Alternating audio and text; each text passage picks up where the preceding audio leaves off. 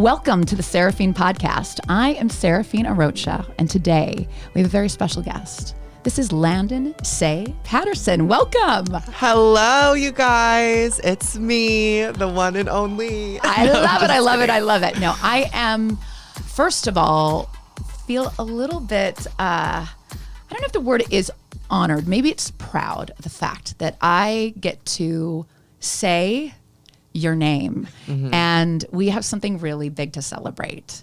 What is that? Can you share it with the audience? So just recently, so about 2 weeks ago now, I went to the courthouse and I got my name change and gender marker changed. So I am Landon Patterson. What I had changed was my middle name. It was very, just not me, very, no. And then I changed my gender from male to female because I am a trans woman. So yeah. I love it. Well, congratulations. Yes. It was a very cool moment. And I feel like for me being new in your life, I remember the moment I met you. I was just struck by your beauty. First of all, I was like, oh my God, Jennifer Lawrence just walked in to my, I mean, they always say that. Ridiculous. And then it was so funny because I just watched Silver Linings Playbook and I was like, God, I was like, this is like clone. And then on top of it, the way you walk into a room is just with just ease, like ease in your own skin. And I think that that is something that is so profoundly amazing because obviously transgender is a hot discussion topic right now. And I feel like to have somebody talk about it is someone like you. Well, thank you. I'm just very excited to be here. You've been so loving and welcoming ever since I've met you. So I've been really excited to do this today and talk to you guys and be able to share my platform to a whole different group of people, demographic, whoever may be watching. I will never say no to an opportunity to share my experience and shed light on the trans experience in general. So I'm really excited to be here. Well, I love this. So I'm going to pass the mic over to you because this is a platform about people raising awareness and also shedding light on not just the hard part, but the wonderful parts of it. And then also being realistic about, hey, it takes a lot to get from point A to point B. Yes. Back to Z. Yeah, and it's Z a journey. is a journey, right? Yes, I'm like, and just to A to B is like, whoo. What's that saying? It's like, it's not the view, or it's something like, it's not the walk, it's the journey, or something. Yeah, totally, 100%. It's not the destination. Right. It's the journey. Like it's the journey. Yeah. Okay. So talk to me and tell me more about you and your story. Yes.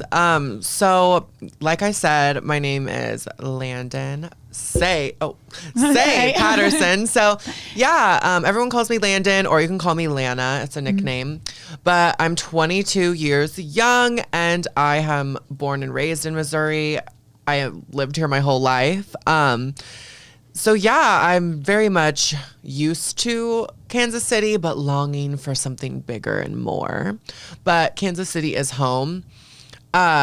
Growing up here has been good. It's had its trials and tribulations, of course, just because, we are in the Midwest. Yeah. And growing up as a kid, growing up in an Asian American family. So my mom is Japanese. My grandma was full Japanese from Japan. My grandpa was in the Navy. So being raised, predominantly by women. I lost my dad when I was 3. So, and I'm not really in touch with that side of the family. But growing up here, I had a good family. We were a small what's the word? Close-knit? Yeah, close-knit. Yeah. A close-knit family, and always felt support and love. I come from a single parent who, she'd work 6 jobs if she had to. You know what I mean? I grew up with her working a lot. Just to make sure I had what I needed. And I remember being young and crying, like, where's mom? When's she getting off? Because my sister is 16 years older than me. So she was taking care of me a lot. And I was always at my grandma's spending the night. And like my grandma being from Japan, there was like that like cultural, it's a different, you know, very like different. Extremely different. Especially from like American culture. So to where like I feel like I could like bawl to my mom and her coddle me and blah, blah, blah. Like it's just different. Well, culturally, it's a very reserved culture. Yeah. So I mean, I even had a conversation with my nail tech last week, and he was a man, and he was saying, you know, we're in COVID right now, and it's so much easier for me to have a mask over my face. And he goes, in my culture, direct eye contact, showing teeth, this kind of like sense of big emotion is actually culturally shunned. It's about containing your emotion.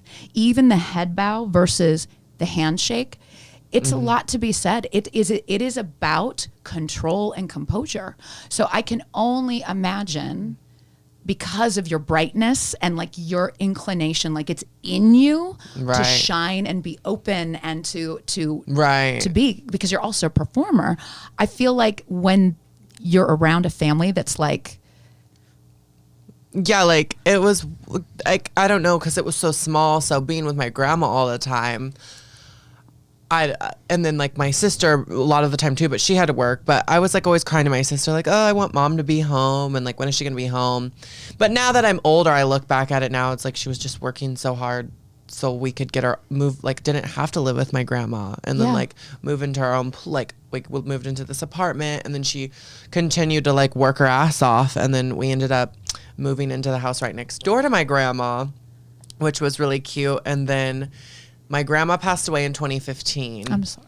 And we moved into the house. So I've literally been in like the same neighborhood like my whole life, basically. Oh, wow. So not much of a, like, you know, but like 2015 when she passed, it was kind of hard just because that was like the year I came out as trans. So I came out as trans my second semester of junior year. Like during junior year, I think, is when I really came out. Like that's when I was like talking to teachers and saying like, and my counselor like, hey, I'm going to transition. Like I need like you to change my gender in power school. I need to figure out like how I can wear the girls' cheerleading uniform and wear the girls' dress and show choir, girls' restroom. I started to embark on that journey. And I was sad because my grandma didn't really get to see it. But what's really cute and like weird is my grandma, like even before I started transitioning, would like call me she. It was weird. I don't know why. I don't know. I always thought like, oh, she's just older, and like, you know, like I just always blamed it on like that, like her and like our cultural difference. But she always just knew. And my mom told me this really cute story when we were talking about it, how towards the end she had like a caregiver just to make sure she didn't fall. She was still like super functioning, like she would be up all the time making green tea, but she told the caregiver like, you know, Landon, like she's a girl, like telling her that like I wanted to be a girl to this caregiver. So my mom told me, it's like, oh, so she like knew and didn't care. So it like was really cool that, I don't know, she was super supportive. Well, and intuitive and intuitive, just knew. Because I think that's the other thing that I find so interesting, even with my own relationship with my parents, is finding this authentic voice of not being Seraphine, their daughter, but Seraphine, the woman who has opinions, thoughts, feelings that actually contradict my own mother and father in many ways. Right. And not out of disrespect and not necessarily out of rejecting but them, becoming your own, 100%, being your own person, your own being. 100%. I mean, but it's that strange feeling too, because I think we are in a very conservative place. The Midwest is kind of like the last to get like that feeling. We're the last to know. Like the coasts are kind of figuring it out, kind of drifts back in, but it doesn't mean that there aren't people having these conversations and feeling these feelings. What's wonderful is when we have parents or people around us, our community, that allows us to start to really use our authentic voice. And it sounds like your grandmother intuitively, without you going, hey, I'm transgender, like hey, I'm transitioning, which I don't know, it was cool because I didn't really have to tell like the rest of my family, you know, like my mom and sister knew, but then I just kind of like uploaded a video on my Facebook and then YouTube and was just kind of like, I had a following, not like I do now, but like I was kind of that like, oh, everybody knows Landon, like everybody knows the gay kid in makeup and fucking cheerleading and all the bullshit. So like everybody knew who I was. So I was like, I'm just going to put this online and see what happens. Like I can't hold it in anymore. Like I know I'm transgender. I know if I died tomorrow, I need to be remembered as the woman I am, not a man. And so that was like the year I uploaded that. And I just remember, you know, being scared, but like my family didn't care. They always just kind of knew. Like when I was like gay, they didn't identifying as gay. They didn't care. But then when it was like, no, like I am a woman. Like, yes, I still like guys, but like I am a woman. Like my gender is what's upsetting me. It's never been my sexuality. It's my gender. And realizing that like at first it had its trials and tribulations, like with my mother and sister, just because they just want me to be safe. Like, you know, there's so many, they didn't want things to be harder for me. And this is something, it was something so different and so taboo. It's not like just who I like it's like me changing my body, me changing how like not really changing, but changing. Like you need to refer to me different. Like it's going to just be a long journey. So it was a little scary for them at first, but they came around and like my school came around and I was just in a really good place. Like I was very lucky and fortunate with my whole coming out experience. Like, yeah, there was a lot of hard moments. People said awful things or awful things to me. Like awful things happened and there was a lot of dark moments and still to this day, I'm still going through a lot, but I was very lucky to like have peers that outweighed the bad. And I ended up being nominated for Homecoming Queen and winning Homecoming Queen. That is amazing. When you told me that, I was so, it just felt good to hear that a high school somewhere in the Midwest like said, yes.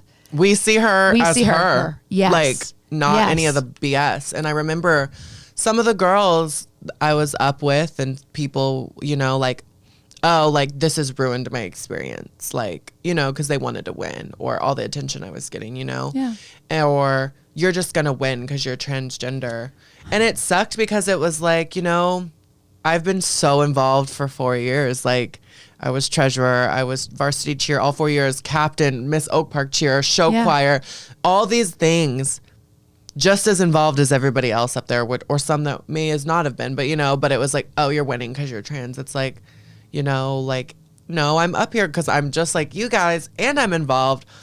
And, you know, but I you know, water off the duck's back. And I was so fortunate to be up because of the history it made. Like, I'll never forget that first news interview and things picking up.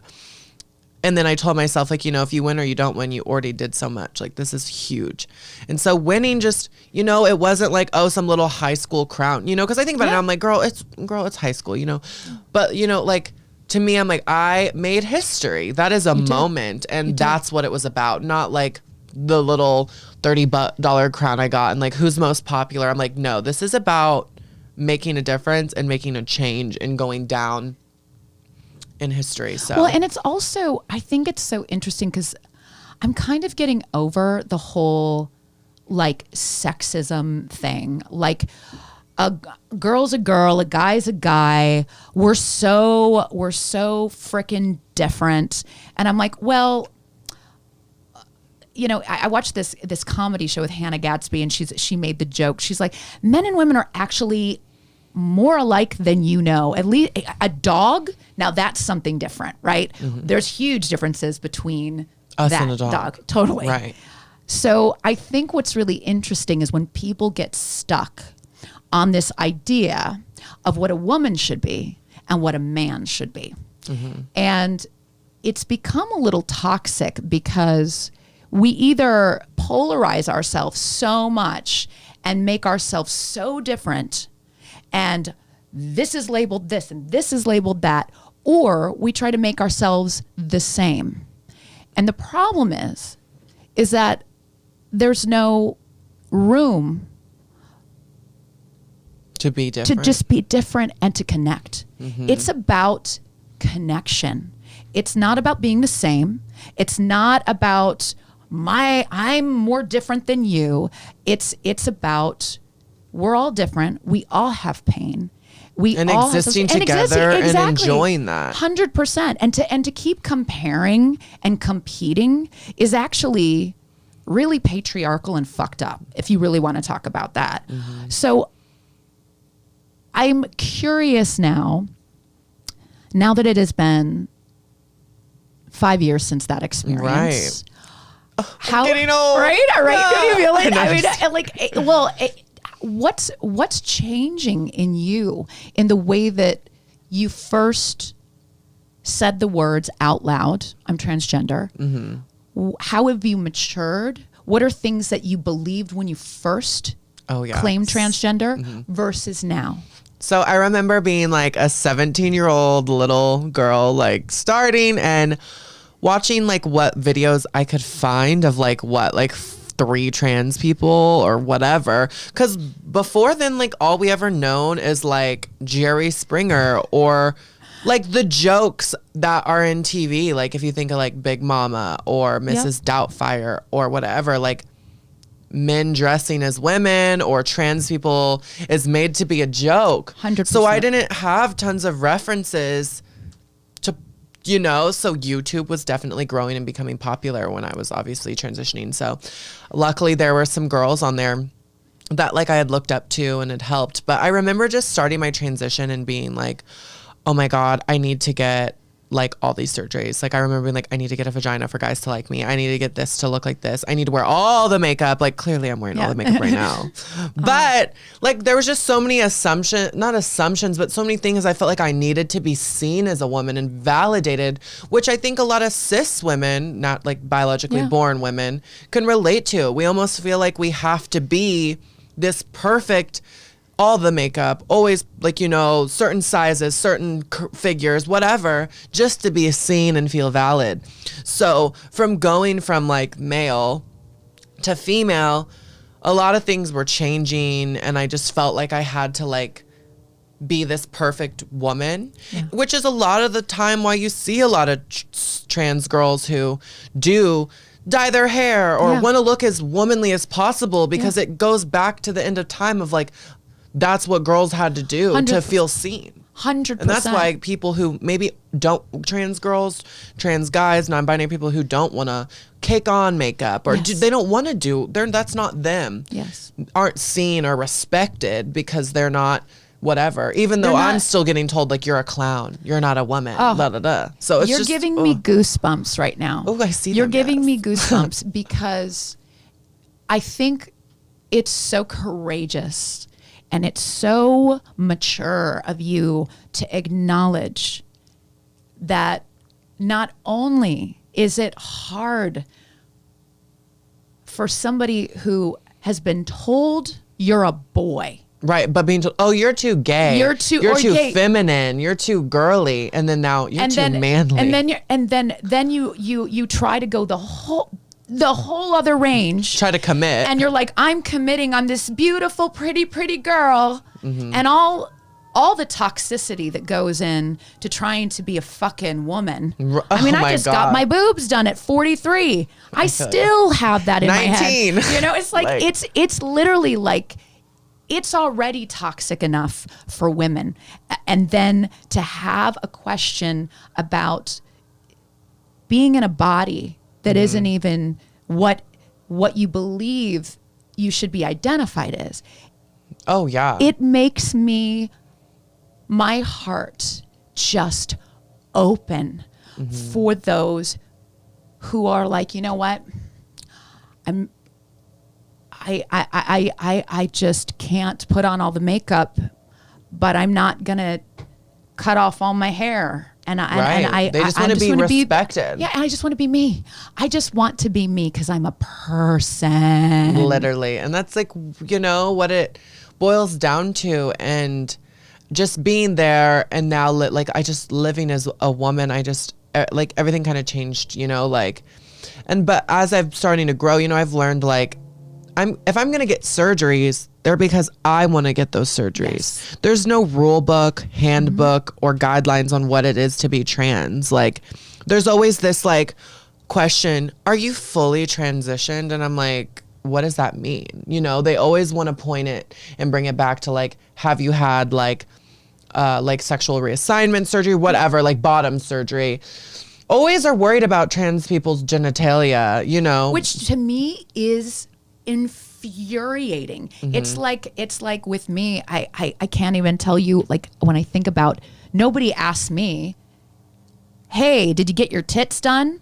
Right, or do people ask you, do you have a vagina? Yeah, or what does your vagina lips look like? Like, literally, what the hell? First of all, it's none of your freaking business. Weird it's weird. And you know what? At the end of the day, I guess the conversation needs to be had of why you need to ask that question. Right. Does that make me less or more of a woman? And that's what it was in the beginning. Like, I wanted that male attention. I wanted to feel validated. I felt like that was the only way I would be respected.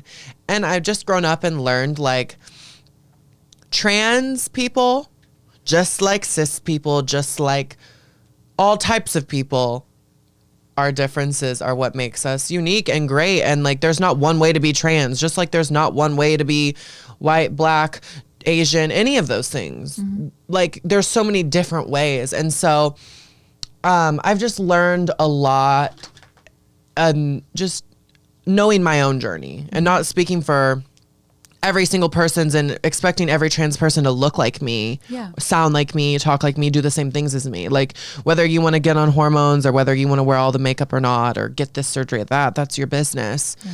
But at the end of the day, like, all I would ever want is just to be respected and seen. So it's definitely... And I just remember then being like, letting people really kind of use me and just take advantage of me because I wanted to like feel womanly. Like, nothing is more euphoric than like somebody, what's the word? Like, seeing you for you. Yeah. So like being at a bar and a guy or whatever you're interested in talking to you as you. They don't know the past. They don't know that stuff because that's not who you are. But they don't know anything, treating you perfectly fine, making you just, you're like, this is what it's like to be normal. And then having them either you tell them or somebody else thinks it's their business to tell them. Yeah. And go up and say, you know, you're talking to a dude, right? Or that's a boy or whatever they want to say. And then that feeling of how they treat you after or how it switches up or being with someone who knows you're trans, doesn't care, but if someone else is around, they act different, you know? Oh, it's insane. And the worst part about it, too, is I feel like it immediately brings shame. And it brings shame no matter what, because what is happening is that they are literally, they can't even get to you as a human being. It's you as a woman that is like, the thought process goes woman, and then all of a sudden it becomes like sexual body parts. It becomes like looking and it's like, not everything is about sex. That's the other thing that makes me furious, is that yes, attraction, people you're attracted to. I feel like people get so fixated on the perversion of like, oh, what kind of sex are you having? What do you do? It's like, no. It doesn't have to be about a sexual act. This is about how I feel inside. And it's very much that, because it's a statistic, like, it's very true. 80% of people don't even know a trans person or haven't even seen a trans person. So when they see one, this kind of relates back to the movies. Like, anytime there's a movie, a guy dressed as a girl or the trans person's the joke, or you always see the trans people in like CSI or all these movies as the sex worker. Yeah. So immediately they think that, I can ask you these questions, or the guys that message me, they think they can skip because all they know is from TV or the porn they're watching or what they see online. And they immediately think like, I can refer to you as derogatory words. I'm like, I am a trans woman, not a sex object, or these crazy things. Not a blow up doll. Exactly. No matter how much I look like, I'm just kidding. And that's the thing that's so. I think that's the other complex part of also really being beautiful, and all the emotions that as a society men are trying to figure out and navigate with the Me Too movement, over sexualizing women, and then how am I being respectful to her? But then put the confusion in that you were born with parts that aren't a woman. Oh yeah, no. And it's like, no, like you're a man, like totally. Immediately. No matter how hot you look or they thought you were before, it's like, like it's over. And it's just like, I don't get that. You know what I'm saying? And it's unfortunate, but I think as I've gotten older, I've learned to I've really realized how important my body is to me. Yes. And I've learned that, like, my grandma used to say it. She's like, your body is a temple. Yes. Don't just let anybody in your body. And when my mom was telling me how she was talking about that. So as I've gotten older, I've really thought about that. And I'm just like, it's taken me a while to be comfortable in my body. It's been a journey, and it's still a journey, and I've learned to love my body for how it is. And so now I'm just kind of like, no, if some guy's like, oh, you're trans, like, ew, or, oh, like, let's hang out in secret, or if people don't like, I've learned, no. If you want to go fool around, there's someone who will want to do that with you. I'm not that girl. Don't shame me. You're not going to hide me in a closet. You're not going to make me, or these people who want to make me feel weird about my body or the parts I have or don't have. And it's just like, I love my body. So that's your loss. Exactly. And you know what? Some women, and that's a thing with trans, more and more people on the forefront, it is like some girls have penises, some men have vaginas. Yes. And when saying tampon, talking about tampons, not everybody who uses a tampon is a woman. Totally. Or just you know what I mean? So it's just and people get so upset with things changing, but it's we're not changing just for the fuck of it. We're changing to progress and be better. Is it really hurting you? But that's the thing with Americans, and our society. We don't like change. We don't like different. We don't like to switch things up. And it's just because people are so selfish and so closed-minded to new things, when really it's don't we want to make things better for everybody? Totally. We're evolving. It's not the fucking 20s, bitch. Totally. And why the hell do you want to take everyone in a box? Right. I mean, that's the thing that I've been thinking a lot about COVID, where we're literally, I've been talking a lot about being trapped in a fucking box, right? Because God forbid we go outside. Then our mouths are covered, right? Metaphorically. But then we're opened, and then we're guilt tripped when we go in public. And I'm like, well, we don't know what to do. So maybe if our president or government knew what to do. Yeah. Period. Maybe, hello. Right? We had some real guidelines. Totally.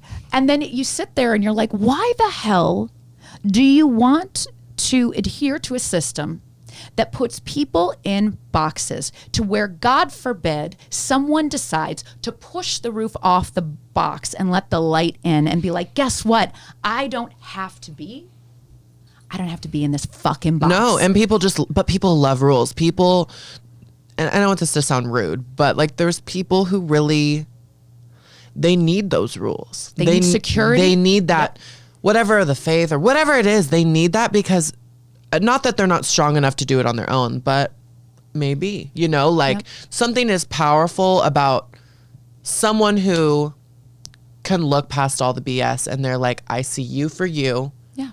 Even though it's totally opposite of how I live my life, but you're not hurting anybody. I commend you. Loving everyone's differences. Yeah. And owning yourself, your decisions, your thoughts, your truth, 100%, and not living under a rule book that's well, actually, technically, if you're trans, blah, blah, blah. And if you're a woman, blah, blah, blah. And if you're gay, blah, blah, blah. And if you're a man. Toxic. It is so toxic, and it's so ingrained.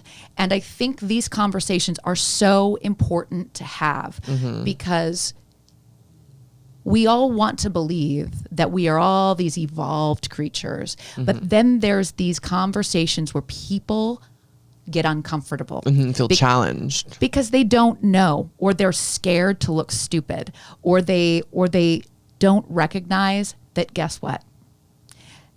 They don't know, they're unfamiliar, and they just have to listen and open up their ears and hear the side of it.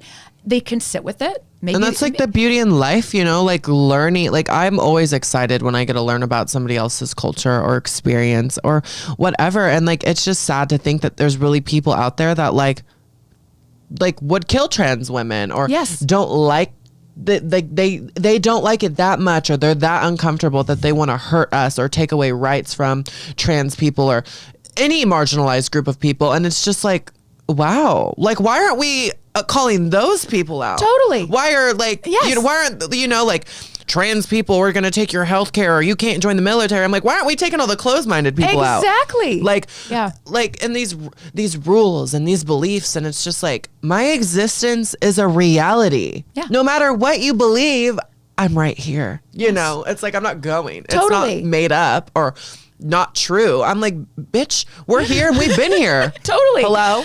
You've been mocking us since however long, decades back. So we've been here, and you know. Exactly. We're just tired of your shit. 100%. 100%. And I have to say, I'm just loving the fact that I get to see a part of you that, because you do perform on stage. You are a public personality. A performer. Well. And you're a public personality. And I think that, I just know from doing this podcast how hard. Sorry, guys, if you hear my dog snoring. It's very cute. He's like out of it. He's like, you guys are so passionate, but I'm done because I'm all inclusive. My name is Ace.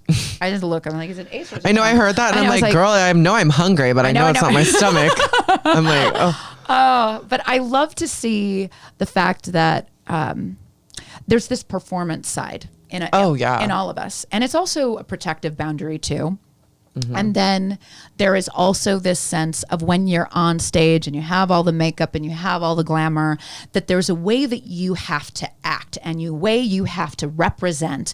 And I feel that way all the time, especially now that I have like from going from being like token gay kid, whatever, and then winning homecoming, like right when I started transitioning, I didn't really have a choice to be like, oh, maybe I want to live in secret and maybe just not talk about it. But I do have this huge platform now. And then, so I am kind of like the token trans girl of Kansas City, the homecoming queen, this trans person people refer to because they follow me or whatever. And sometimes I get down, but really, I mean, I'm happy and I do feel like I always have to be on between the social media, and never in a million years did I think I would work at a gay bar performing with drag queens and like me, you know, like I'm a woman, so I'd never be like, well, I'm a drag queen and people think I'm like a dude dressed as a girl. It's like, no, like under this makeup or the wig or whatever, it's like I'm a woman. Yeah. So I never thought I would do that. What's the hardest part? And I guess what I'm asking you is the fact that you're so you're like this beautiful energy that comes into the room, and there's kind of this responsibility that I feel like now, like after all of that was put on you in high school, right? Mm-hmm. So now you have this responsibility now, and a responsibility not only to yourself but to others that are watching, and also in this sense of like putting yourself out there. So I have two questions for you. The first one is, when someone goes to watch you perform, and if it's with other drag queens, like you are, how would you like people to start to think about drag and transgender people in drag? Because that's where I'm really understanding. My heart is like opening, because I really understand there's a huge difference between a gay man who dresses in drag, a man who dresses in drag, a transgender man who goes in drag. Right. So talk to me a little bit about the history of drag queens and how you feel like it should be changing.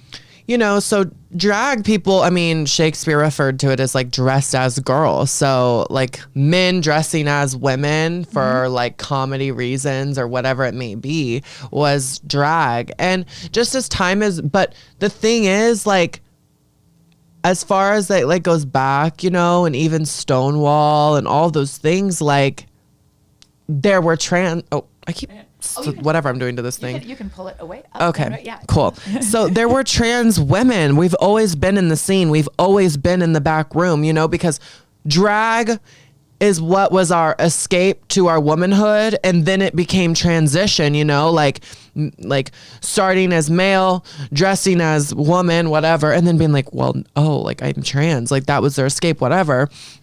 So drag now, like people need to understand, like drag is an art form, yes, which everyone in this room could participate in, totally. And it's up to how you want to express that, whether it's like a gender bending thing, well, it's like Victor Victoria, like right. That's one of the first movies where, like, when I think about even a woman dressing as a man, and I think that it's so important that when people go into these situations or they're going to have a fun night out, and it's like they're being a tourist in the world of what they think they know. And oh yeah, they just think they know it too from like TV or because they know what RuPaul is or something. It's performance. That's what it is, you know. All it is performance, and it's putting on makeup and telling a story with the performance, whether you're dancing, singing live, lip syncing, instrument, whatever, you know, it's performance. It's like if you go buy a ticket to like a show on Broadway, you know what I'm saying? We are performers. Some are burlesque, some are whatever. And so it's just like you can never assume like what an entertainer is underneath all the makeup or how whatever. So I just remember starting and feeling like, oh my God, what drag is, like I need to wear like all this makeup and the harsh lines and pad or do all this crazy shit, you know. And I just remember it putting me in a dark place because I was like, ew, like one, it's making me feel more like a man. I was like feeling manly. Yeah. I was like, ew, like I don't need as much makeup as all these men. No, you don't at all. So I was like, what the hell? And just, I don't need this. Like my body's beautiful. So I just remember like to where I am now, like I'm definitely like, I say like I do drag, I work at a drag bar, but I'm really like, I'm a showgirl. Like, you are. I love to do like burlesque. I'm very like, it's all my real body. I don't wear as heavy makeup as like the other entertainers. Like, you know, like right now, probably what I'm wearing seems heavy, but like I wear more than that for a show, but it's just not as like what it was, you know, like I'm not gluing my brows down and doing like cut makeup, cut crease, all this psycho stuff. So it's just changed a lot. Well, and I think the other thing too that you know you're speaking to also is this sense too of what was a safe place in the beginning. In the beginning, I think drag was a wonderful place for somebody who wanted to dress up in women's clothing. Mm-hmm. But now it's just a safe queer space in general, or for straight people too, 100%. Or cis people, whatever, you know. Well, it can be a safe space. I think sometimes you get people in there that, again, it's like toxic. That you're because like, even there's some queens now who they're like it's unfair if you're in the show, or you don't have to work as hard because you're trans, or just random BS. And I'm like, okay, like even your own community is like so fucking judgmental. So it's like, Jesus. So you're damned if you do, you're damned if you don't. Right. It's just allowing, again, for me, what I love is to have, again, a conversation, and so many people are resistant to the conversations. And then on the flip aspect of it, the other thing that I love about you, because I appreciate it, because I had a talk with my friend Kara, who's going to be on the show. She studies the history of religion, right? Mm-hmm. And we were talking about rituals, you know, and religion, and how makeup for women is this thing to where we get to stare at our own image, and we get to put our hands on our face, and we get to rub a brush, put cream, adorn ourselves, and give love. But sometimes it's also like a painful experience for some people, you know. 100% too. It's like it's that a little bit of both. It's right. Like, but it's also this thing to where I I feel like it's that balance to where we can't beat ourselves up because we want to beat ourselves up with makeup. Right. But there's also a real sense of honoring the people who don't want to do it. And again, having the conversation of what it means for you or I. Because I watched you on your online presence and like you being someone who's advocating for products, right? So I'm like, all right. And here you are with these beautiful lips and you've got Nikita's gloss. And I'm like, yes. And it was just so like, number one, you made me want to buy the gloss, and it's super good, you guys. It looks gorgeous. Dragon Beauty. No, I love it though, and I love the fact that it's this like, it's because you like it. Because it feels good. It's not because you even said, I'm not being paid. I just like to wear right. this. Like, I mean, I wish I was getting paid. Yeah, right. It's always nice too. Right. And then on the other side, then you going very vulnerably with Tuck It, the underwear. Oh yeah, like Tuck It Up. I wanted to do that tutorial forever, but I just...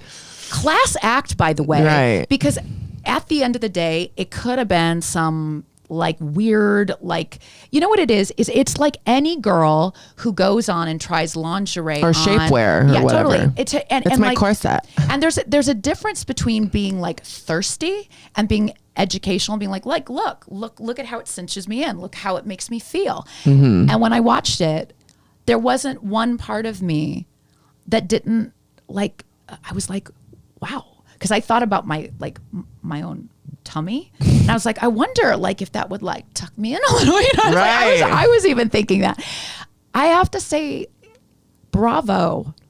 Well, you do it with class. I mean, and you do it in such a way that like you make it also educational and allow someone to understand that it's not about just torturing yourself to look a certain way. It's just about, all right, this is how I feel. Right. This is what makes me feel good. And like, I just remember like me being younger and like looking up tutorials and there was like none. Obviously it's a sensitive subject, and or just looking up tutorials and things are not as conventional, or there's pain like duct tape and painful things. And so now there's a brand that actually makes stuff for trans women or drag queens, whatever, like make something for a group of people that need something like that, you know, like because it is hard, like like when I transitioned, and you know, certain clothes like don't fit my body how I'd like as opposed to everybody, you know,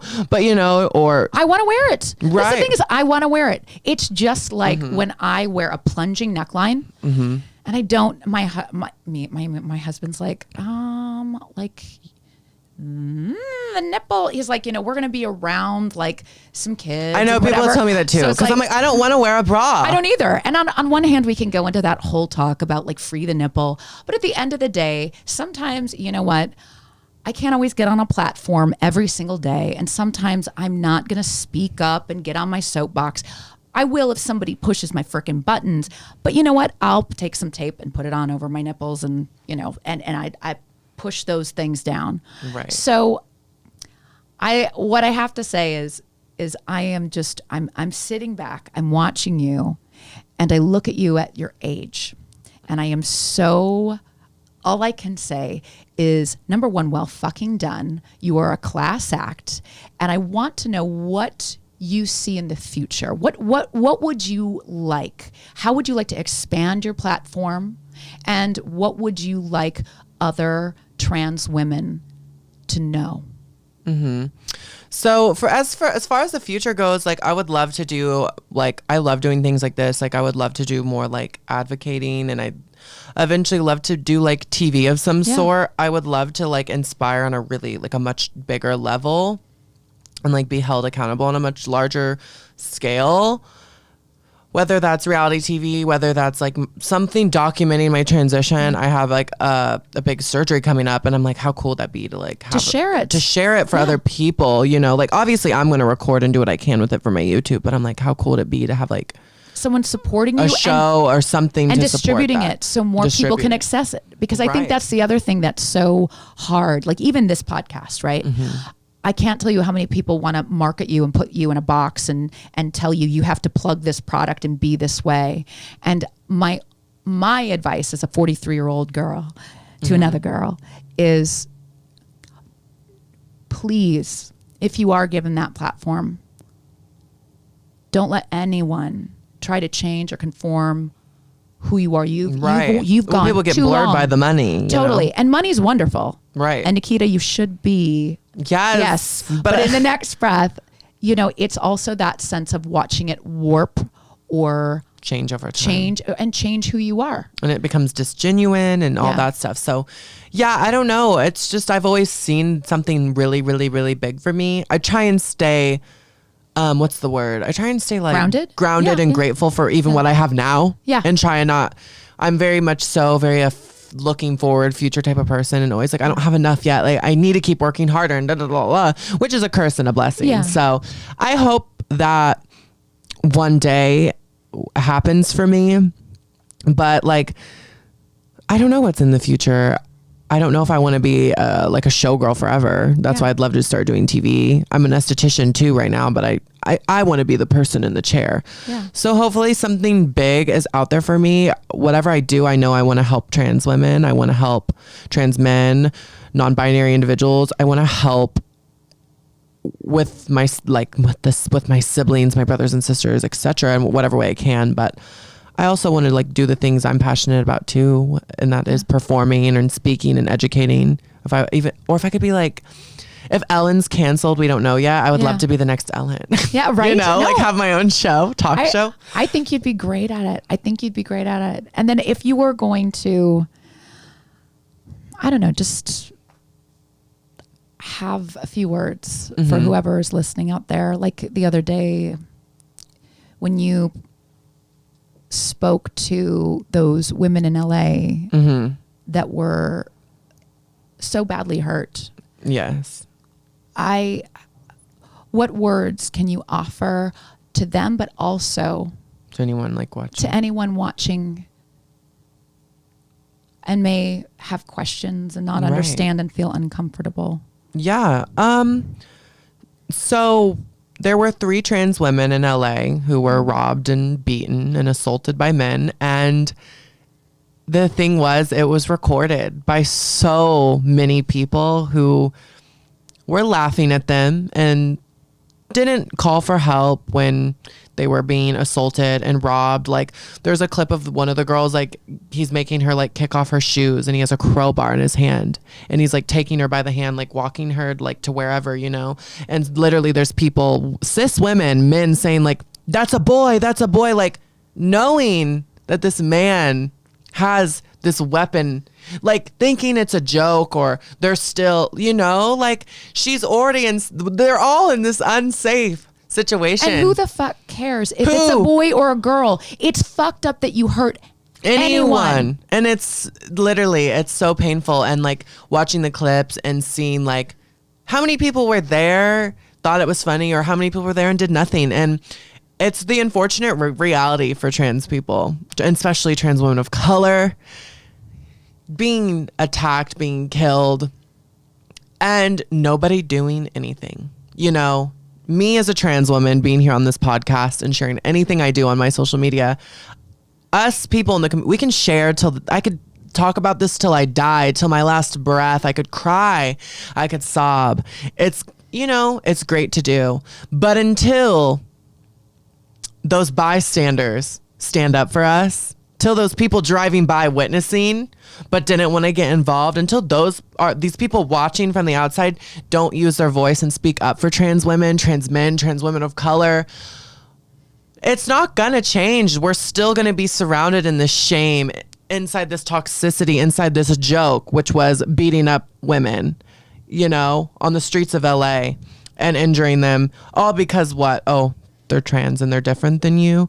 And it's just like, and is why things continue to get worse. That's why trans women continue to be killed and murdered and all of that horrible stuff. So my biggest advice is, and one, it was painful for me. Like I go out with my trans friends all the time, and there are moments where we're walking down the alley by ourselves or we're walking wherever and we are like, just like hold our heads down, you know? Yeah. Or guys come up, like, you know, like that could very well be me. Yeah. You know, they're in LA, which is supposed to be accepting. And Yeah. they're all 3 influencers with bigger followings than me, most of them, and gorgeous girls, which shouldn't matter, but still it can happen to any of us, no matter how pretty you are or how famous you are, you know? And it was so scary to watch because like that's my biggest fear. Yeah. Is getting in a fight in public and like being attacked by men and nobody helping me. 100%. It's such a fear. So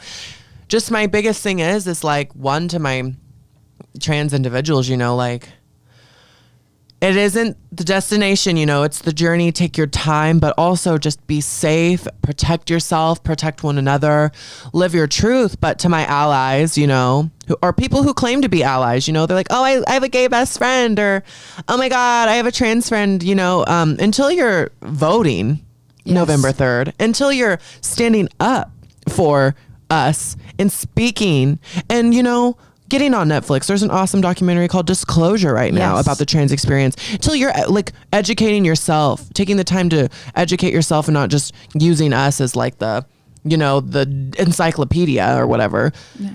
Educating yourself but speaking out for us, standing up for us. That's all we wanted, especially the men and women or whoever want to sleep with us and hide us and fetishize us and sleep, like have sex with us, but don't give a damn. Didn't like, there's so like right now, there's so many guys that follow me that I've talked to or that I follow that, you know, like have flirted with me or we've talked about meeting or dating. And when all of these things happen, you know, I look out and I see the stuff they repost and share and like, they don't give a damn. No, they don't give a damn that literally we're dying at an alarming rate. We're being killed. We're being whatever. And they don't give a shit. You know, and that's my biggest advice is your job is to speak up, you know, like and if your boyfriend's homophobic or transphobic or your girlfriend, like, but you're not, that's your job to educate. That's 100%. Your job to be like, use your voice, use your freaking voice. That's the word I'm looking for. I could go on forever. No. And it's so I would, sad. I'm speaking to my audience because for me in the last 2 months to use my own voice, to have people sit in front of me and share their stories and hold space for it. It's not an easy place to be. There's a lot of things that come up for me that shame comes up for me.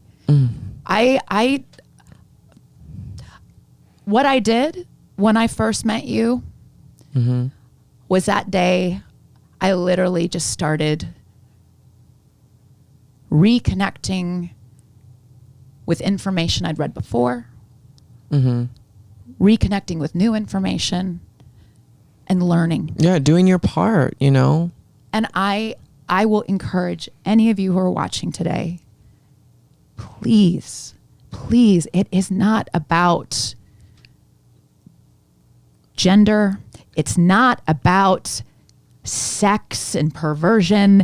It is about humanity, and it's about being good to each other, and it's about listening and holding space for somebody and not assuming just because someone has makeup on or doesn't have makeup on or looks like a boy or looks like a girl, black, white, whatever.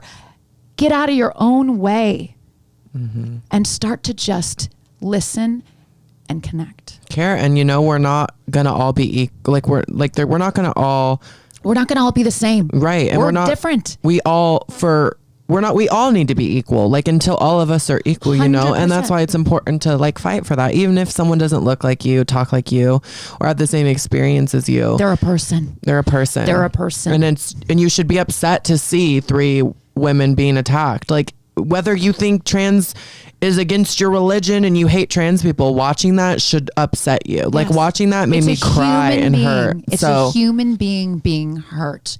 So and people laughing like it's some circus. Ugh. I am so glad, and I'm gonna shake off the ugh. Right. And I'm gonna look at you because you are fucking beautiful inside, and it radiates the fuck out. And if you want more of this amazing woman, where can they find you on social media? And what do you want to share with them where they can connect with you?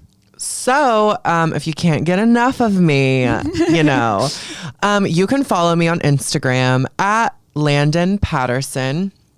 That is where I'm the most active. It has the link to my YouTube channel. I post videos to my YouTube. I post videos to my Instagram.